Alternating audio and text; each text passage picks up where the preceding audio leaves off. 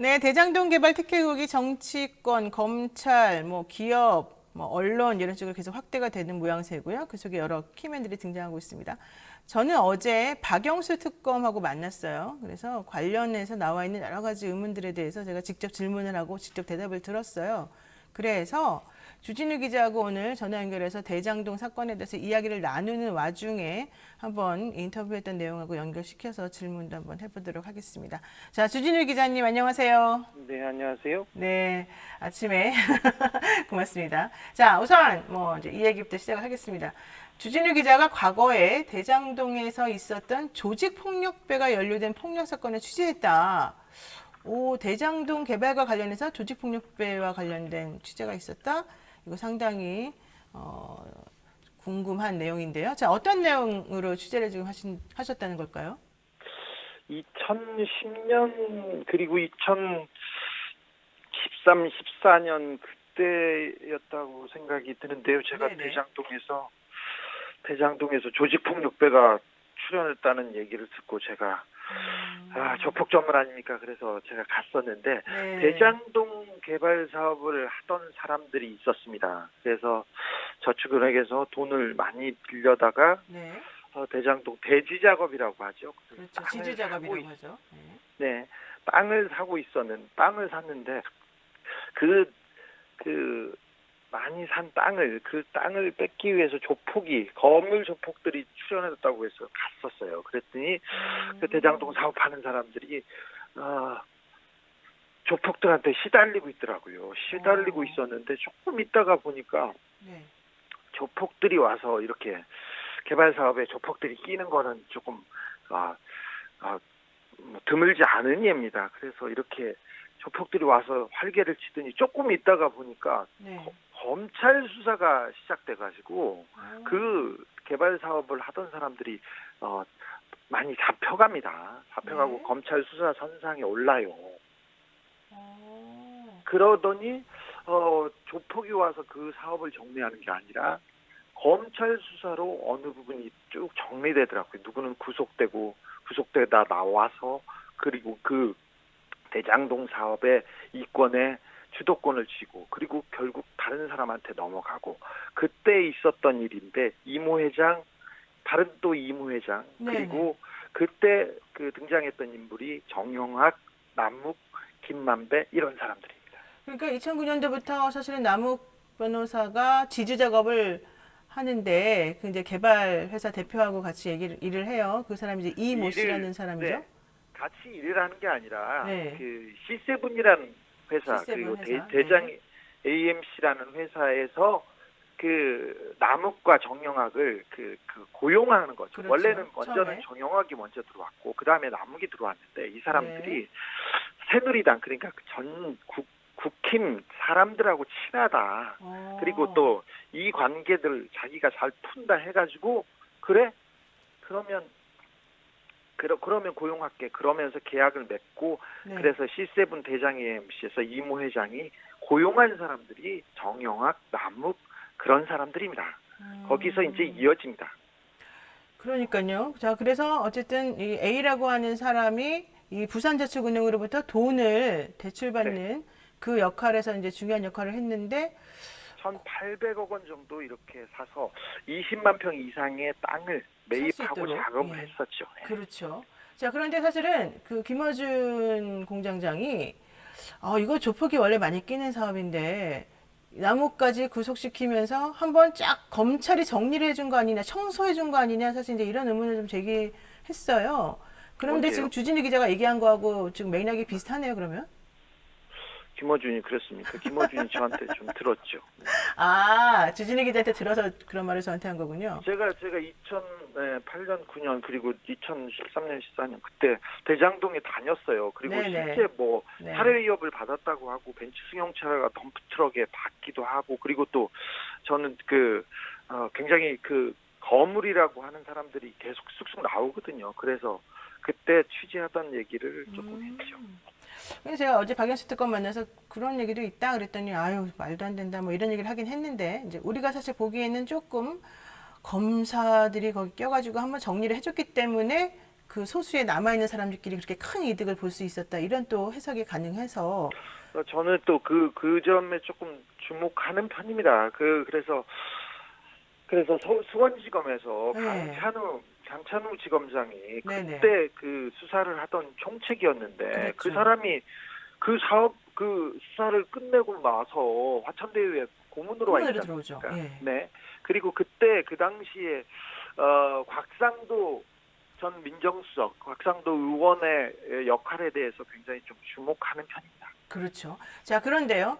자, 아까 말했던 그 1,800억 대출을 이렇게 중간에서 알선했던 그 A라고 한 사람은 어쨌든 그래서 구속이 되고 이제 되는데 네. 그 사람에 대한 재판을 이제 열릴 가능성이 있고 구속이 되고 그러니까는 박영수 특검을 김만배 씨가 소개를 해줘가지고 이 사람이 그쪽에서 변호를 받고 뭐 했다 이런 얘기 이제 우리가 보도에서 어제 봤거든요. 근데 지금 어제 주 기자님 박영수 특검한테 물어봤을 때 김만배 씨가 박영수 특검을 소개했다고 그렇게 얘기합니까? 아니죠. 아, 그러니까 그렇죠. 이제 김만배 씨가 그 A라고 하는 사람의 변호를 맡기 위해서 박영수 특검에게 이제 보냈다라고 보도가 나왔었는데 제가 그걸 물어봤더니 네. 박영수 특검은 기억이 없다. 나 잘 모른다. 이제 이렇게 얘기를 했어요. 그리고 만약에 있다 하더라도 그 당시에 밑에 있는 변호사들이 했을 거기 때문에 잘 모른다. 이제 이런 얘기를 했는데 사실 그 부분은 조금 이렇게 쉽게 납득은 잘 안 가더라고. 왜냐하면은 그 사람이 2015년 뭐 14년 요때만 변호를 이제 했던 게 아니고 이때는 피의자로서 했지만 2011년도인가에는 참고인으로 또 한번 조사를 받을 때 김만배 씨가 중간에서 소개해줬다 이런 얘기가 있었거든요. 네. 전혀 몰랐다? 기억이 안 난다? 이 부분은 사실은 조금 이상하긴 이상했어요. 자, 어쨌든 지금 주진우 기자는 대장동 특혜 의혹의 키맨 중 한 명인 이 김만배 씨가 이때부터 이제 실권을 잡고 움직였다 이렇게 좀 얘기를 하시는 거죠. 아니요. 이제 검찰이 들어와서 네. 이 대장동 사업에 그 변수가 생기지 않습니까? 근데 네. 검찰 수사 이후 그리고 재판 이후 그 김만배의 힘이 계속해서 커져갑니다. 그 C7의 설립자가 있었고요. 또 사업하던 삼성 출신의 이모 씨가 있습니다. 그 네. 사람들도 굉장히 큰 역할을 했거든요. 그리고 남욱 정영학은 그 고용된 사람이고 김만배는 또 건너 사람이었는데 네. 자 다른 이모 회장도 힘을 잃어가고요. 거기 그때 그다음에 남욱이 힘을 갖다가 결국은 김만배 씨로 넘어가는데 그때 이 검찰 수사 그리고 재판에서 큰 변수가 있지 않았나 이런 생각을 해봅니다. 제가 듣기로는 남욱 변호사가 그 교도소에 이제 갔어요. 이 건으로. 네네. 그 그렇죠. 뭐 LH 공사가 손을 떼게 하는 그런 로비를 했다 뭐 이런 의혹을 받았었던 건데 네네. 그러면서 자기가 이제 밖에 나와서 활동을 못 하니까 이 사업을 그 주관해서 움직였던 김만배 씨한테 사업의 주도권을 모두 뺏겼다. 네. 그래서 조현상 변호사를 통해서 그쪽을 조금 네가 좀 단속을 조금 하고 관여를 계속해서 해라. 그리고 우리가 사실 자금을 다 끌어왔는데 김만배한테 다 넘겨주게 되면 큰 문제가 생기는 거 아니냐? 라고 이제 하면서 둘 사이가 사실 상당히 불안하고 위험해지는 그런 상황이 됐다. 이렇게 얘기를 하더라고요. 남욱 변호사가 계속해서 그때 뺏겼다고 얘기하고 다녔습니다. 네, 그렇습니다. 자, 그러면서 사이가 되게 안 좋아졌기 때문에 제가 이제 들은 얘기는 박영수 특검을 중재인으로 내세워서 양쪽 간의 관계 조율을 조금 하기로 했다. 그래서 박영수 특검이 화천대유에 고문을 맡게 된 이유가 그거다. 이런 얘기를 들었어요. 그거는 또 다른 해석 중에 하나인 아니, 것 그 본인의 같은데. 주장이죠. 이제 박영수 네네. 특검 측의 주장이죠. 김만배 씨하고 박영수 특검 막역하고 굉장히 절친한 사이가 맞고 네. 나중에 화천대유에서 이름이 나오는 걸 보면 어떤 역할을 했는지는 잘 모르겠으나 아무튼 둘 간의 친분 관계가 큰 역할을 했을 걸로 보입니다. 근데 남욱 씨의 아버지와 네. 박영수 전 특검하고 또 네. 관계가 있는 것도 좀 사실이고요. 박영수 특검은 사실 2014년도에 남욱이 찾아와서 그래서 이제 친하게 됐다 이런 얘기를 좀 하긴 했는데 지금 주 네. 기자님은 남욱 씨 아버지하고 박영수 특검하고가 원래 친했다 이렇게 좀 보시는 거예요? 남욱 씨 아버지하고 박영수 특검하고 또 친분이 있었습니다. 그러니까 김만배 씨하고도 막역하고 네. 남욱 씨 아버지 남정 씨하고도 좀 친분이 있습니다. 그래요. 자, 네. 그런데요. 어쨌든 이제 그렇게 해서 사실은 김만배 씨가 또 원래 사람들하고 다니면서 나 박영수 특검이랑 친해 이제 이러고서 사실은 다녔어요. 박영수 특검을 굉장히 팔면서. 네. 그랬는데 이제 거기까지는 괜찮았는데 박영수 특검은 김만배 씨가 이제 본인이 특검하면서 2016년 11월인가요? 특검을 맡을 때 김만배 씨가 모 회사의 관련자들에 대한 뭐 약간 수사를 조금 좀 약하게 해달라라든가 좀 제대로 좀 봐달라든가 이런 식의 압력을 행사 뭐 내지는 뭐 부탁을 자꾸 하도 해서 딱 잘라서 끊어버리고 그때부터는 그 사람하고 특별히 관계를 맺지 않았다라고 주장을 해요. 네. 저도 그 당시에 그 얘기 들으셨죠? 그런 얘기를 들었어요. 예. 그래서 사이가 그 특검 이후에는 사람을 안 만나고 관계를 그렇죠. 하지 않았다는 얘기는 제가 특검 당시에 들었어요. 그랬는데 그렇다면은 왜 딸은 그러면 올해까지 계속해서 그 회사를 다녔느냐? 네. 이제 그렇게 물어보니까 뭐 기본적으로는 딸이 좀 개인적인 사정이 좀 있었다 뭐 이런 얘기를 좀 하고 있습니다. 자, 네. 일단 여기까지 하고요. 네. 자, 중요한 거는요. 그래서 김만배 씨하고 윤석열 씨 간의 고는 얼마나 친합니까? 어떻대요? 친하대요? 어때요? 아세요, 잘? 저도 김만배 씨한테 얘기를 들었었는데 김만배 씨가 제가 들었을 때는 네. 뭐 형령하고 부르기는 했으나 그렇게 좋은 관계는 아니었어요. 좀 비난하고 비판하는 얘기만 그렇죠. 들었었는데 막 욕을 하고 왜- 다녔다고 또 그렇게 화를 내시더라고요. 박영수 특검이. 네. 김만배 씨는 저기 특수통, 중수통 그리고 굉장히 또 박근혜 정권이나 이명박 정권에 잘 나가던 검사들하고 친분이 깊었습니다. 그렇죠. 그래서 네. 예, 그 당시에는 윤석열 후보가 그렇게 잘 나가는 사람은 아니었고요. 그래서 좀 비판하는 얘기를 그 욕설에 가까운 얘기를 듣긴 했어요. 그런데 그 형 하면서 형령 부르기는 했습니다. 그런데 사이가 그렇게 뭐 밀접하게 붙어 있었다 이렇게 생각하지는 않습니다.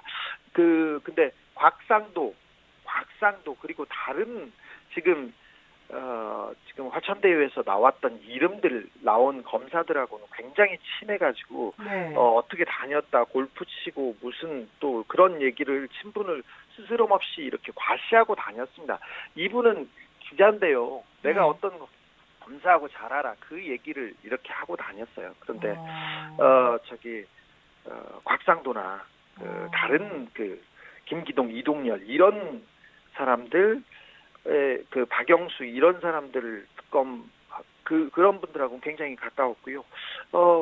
윤석열 후보에 대해서도 잘 아는 척 얘기를 하고는 다녔습니다. 그렇죠. 근데 그래서 그러니까 지금 주진우 기자도 김만배 씨하고 윤석열 후보하고가 뭐 그렇게 친분이 있는 건 아니고 서로 사이가 썩 좋은 건 아니다. 뭐 그렇지만 이제 어쨌든 내가 이런 사람하고 안다라는 용어로 뭐 이렇게 좀 다닌 거다. 이렇게 좀 얘기를 하시는 거잖아요. 그렇게 그것까지는 잘 모르겠어요. 그렇게 친분이 없는 거는 아니 친분 관계가 어느 정도인지는 잘 모르겠어요. 그런데 서로 알기는 했어요. 네. 어쨌든 뭐 김만배 씨가 이렇게 막 윤석열 총장에 대해서도 또 욕하고 다니고 뭐 이랬다는 얘기는 나오긴 하는데요. 그렇다면 둘의 친분 관계가 어떤지 또 확인을 좀 해봐야 될 것 같긴 합니다. 네, 자, 서로 알고는 있어요. 근데 뭐 윤 총장을 타잔이라고 부르면서 욕했다 이런 얘기도 있더라고요. 그 얘기도 혹시 들으셨어요? 그건 잘 모르겠어요. 잘 모르세요? 좋습니다. 자, 얼마 전에요. 남욱 변호사가 본인 명의로 2010년 1월 달에 대장동에 땅을 샀다. 이런 사실이 이제 밝혀졌는데 결국에는 이 땅이 알박기용이었다. 뭐 이런 얘기도 하더라고요. 뭐 개발 사업을 하면서 땅을 샀는데 그 알바끼까지도 저는 잘 모르겠습니다. 처음에 이 대지 작업을 할 때 큰 덩어리는 부산저축은행에서 나왔고 그리고 그 회사 명의 그리고 회사 주변 사람들 명의로 샀기 때문에 네. 남욱 변호사도 그 옆에서 땅을 샀을 가능성은 좀 있죠. 남 변호사가 어쨌든 땅을 샀다고 저도 얘기를 들었는데 네. 이게 이제 헤럴드 경제에서 나온 얘기를 보니까는 그리고 등기부 등본을 살펴보니까는 2010년 1월 대장동에서 남욱 변호사가 7제곱미터짜리, 그러니까 2.1평짜리 대지를 2천만 원에 샀는데 요 땅이 판교 대장동 그 도시개발구역 한 가운데 있는 땅이었고 요게 사실은 또 성남애들의 공공용지로 땅을 넘기게 되면서 좀 뭔가 이 사적 이득을 엄청 취한 거 아니냐 이런 얘기도 나왔습니다. 자, 네, 그리고요. 남욱 변호사의 네. 행적은 굉장히 네. 의문이 가는 부분이 많습니다. 그렇습니다. 그래서 남욱이 빨리 돌아오길 바라고 있는 중이죠, 우리도. 자, 네. 주 기자님이 강찬우 전 수원지검장하고 곽상도 전 의원의 역할을 주목해야 된다 이렇게 말씀하셨잖아요, 좀 전에도. 네네. 자, 네. 이유가 뭘까요?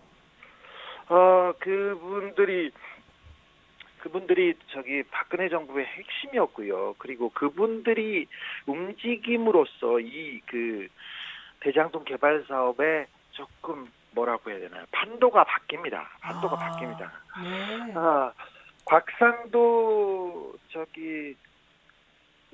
곽상도 의원은 그 SK하고 관련해서 그래서 남욱이 구속됐다 나오고 이 사업의 주도권을 쥐었을 때 그 다음에 SK에서 돈이 들어오는데 그 돈이 가장 중요한 역할을 했습니다. 그 돈으로 그 앞에 있는 사람들의 빚 정리를 하면서 이 사업이 궤도로 올라가게 되는데요.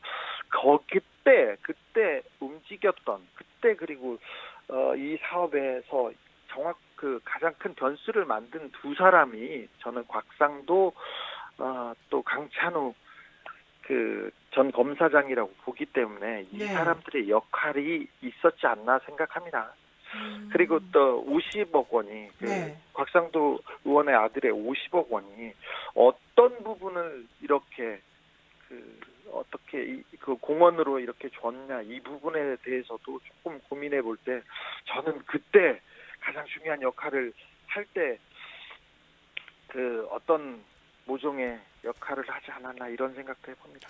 그래서 지금 이제 핵심이 강찬우 전 지검장 같은 경우에는 이 주변에 있는 조폭이나 이런 사실 이제 말하자면은 화천대유 쪽 입장에서 보면 떨거지들 그 사람들을 쓸어주는 역할을 이제 이쪽에서 한 것이고 그 다음에 곽상도 전 의원 같은 경우에는 당시 민정수석 이제 지내면서 이 개발 사업과 관련해서 큰 역할을 한 것으로 지금 보여서 그 상황에 그 두 분이 묘하게 있었죠. 그러니까요. 이게 타이밍이 네. 참 애매한데 네. 부정처사 후 그런데 수뢰죄가 사실은 성립되는 거 아니냐 이렇게 지금 본다는 거예요.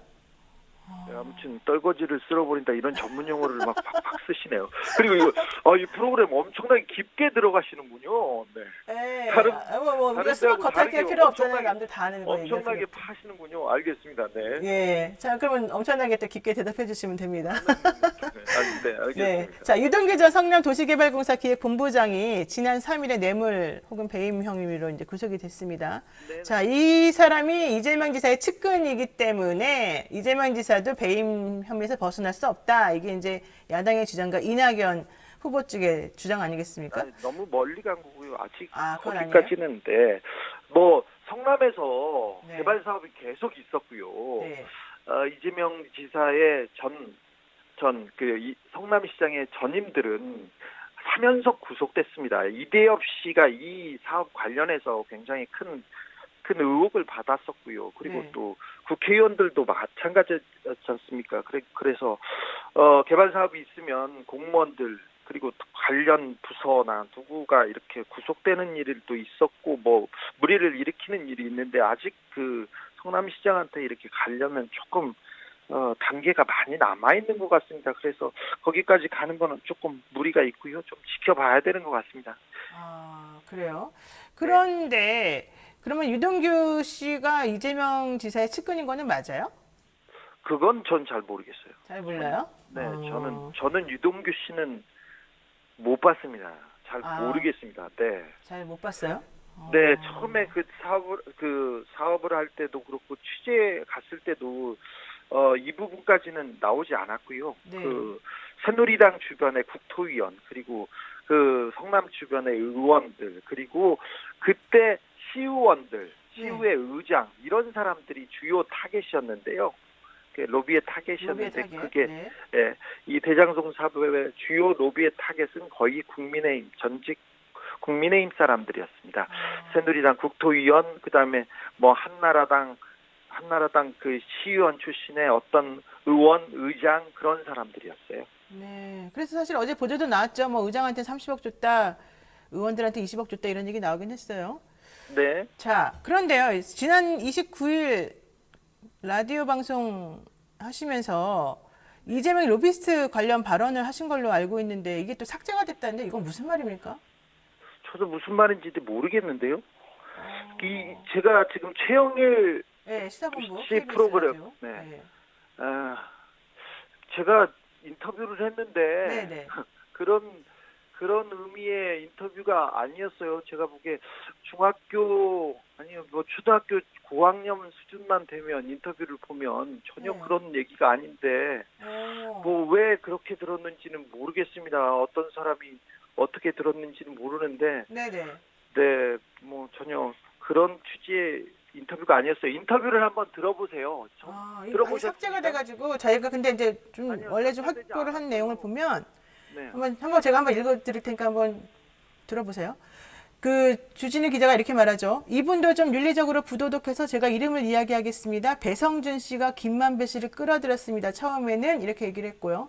최영일 진행자가 대공개하시네요. 이렇게 말하니까 주진우 기자가 처음에는 김만배가 이제 김만배는 멀리 있는 분이었는데 배성준이 이분은 사실 YTN 기자였죠. 그러다가 머니투데이로 이제 끌어왔다는 얘기인데 자 배성준이 처음에 내가 이재명 시장하고 가깝다 하면서 로비스트 역을 자처하면서라고 이제 말씀하신 게 있어요. 이 부분이 배성준 씨가- 삭제됐다는 거예요. 배성준 씨가 네네. 자기가 국민의힘 그쪽 사람들도 잘한다고 했고요. 누구도 잘한다고 얘기를 하고 다녔어요. 그런데 배성준 씨가 실질적으로 역할을 했는지는 잘 모르겠고요. 네네. 그리고 인터뷰를 이렇게 들어보면 남욱, 정영학 이분들은 국힘 사람들이고요. 네. 배성준, 김만배 이분들도 국힘하고 가깝다고 보입니다. 그래서 그쪽에서 이렇게 활동을 했고 네. 이렇게 왔다 갔다 하고 다니는 근데 사람입니다. 왜 그리고 이재명 지사랑 가깝다? 여- 네. 인터뷰 들으셨어요? 저는 살짝 안 들으셨죠? 처음부터 이렇게까지 듣지 않습니까? 그러면 그렇게 해석할 리가 없어요. 네. 조선일보도 그렇게 해석하지 않습니다. 그리고 초등학교 고학년 이상이면 네. 그 정도 그렇게 생각하지 않아요. 그러니까 어쨌든 배성준이가 로비스트 역을 자처한 거다 이건 아니다라는 얘기예요. 그러면? 아니란 기자 배성준이 나오기도 합니다. 그리고 김만배도 나와서 어떤 네. 역할을 제대로 했는지는 모르나 네네네. 자기들이 누구도 잘한다 하고 이렇게 다녔겠죠. 그런데 성남시 이재명 시장한테 그런 거 집중되고 그러지 않았습니다. 인터뷰를 보면 국힘 쪽에 국힘 쪽 사람들하고 검찰 인맥들하고 이 인맥들하고 검찰 그리고 언론 그리고 국힘 그 주변 사람들의 이 카르텔 얘기가 이렇게 계속 흘러갑니다. 그런데 어떻게 그 얘기를 그렇게 해석하는지 그 얘기로 가름할게요. 네네 알겠습니다. 네. 자 그러고요. 요거 하나 여쭤볼게요. 지금 그 50억 약속 클럽 명단 나왔잖아요. 네. 예, 잠깐 목소리가 잘 안 들리는데. 자, 50억 약속 클럽에 이제 들어간 명단들, 뭐 박영수 특검이니, 뭐 곽상도, 최재경, 뭐 이런 사람들 뭐 이렇게 쭉 나오는데 이걸 박수영 국민의힘 의원이 지금 명단을 공개했지 않습니까? 근데 이 명단이 이준석 대표는 자기가 알고 있는 명단하고 이제 틀리다 이렇게 얘기를 하고 있고 여권에서는 봐라 다 박근혜 정부 인사니까 이게 기본적으로는 국민의힘 게이트다 이렇게 얘기를 하고 있어요. 네. 요건 어떻게 보십니까? 50억 클럽에 나온 사람들이 이 50억과 직접 관련이 있는지는 저도 잘 모르겠으나 네. 김만배 씨하고 각별한 친분이 있는 사람들을 모아놓은 거는 맞아요.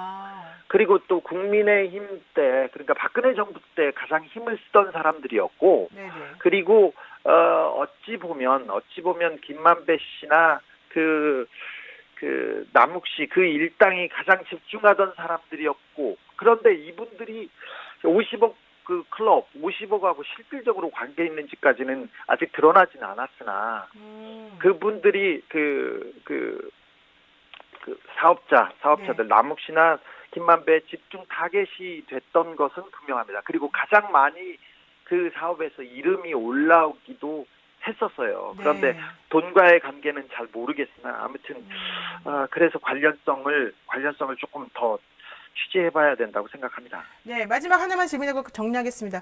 그 대장동 사건에서 최순실 씨 얘기가 나온다 이렇게 또 밝히신 게 있는 것 같은데 그건 무슨 말이에요? 최순실 씨의 그림자가 계속 나오기는 합니다. 그거 저기 무슨 말이죠? 그림자가 SK 최태원 회장이 네.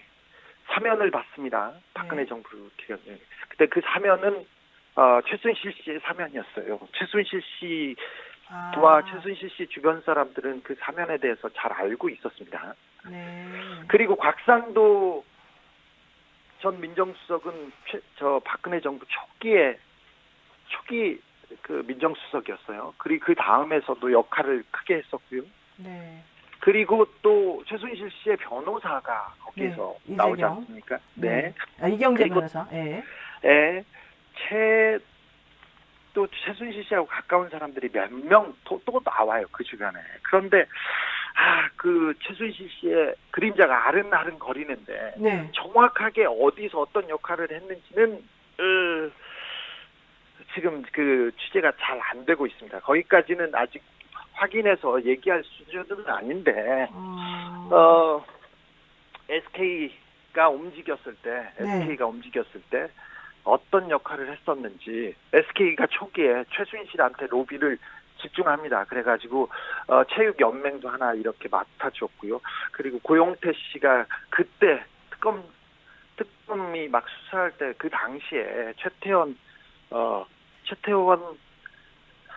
사면을 이미 알고 있었어요. 고용태 씨도.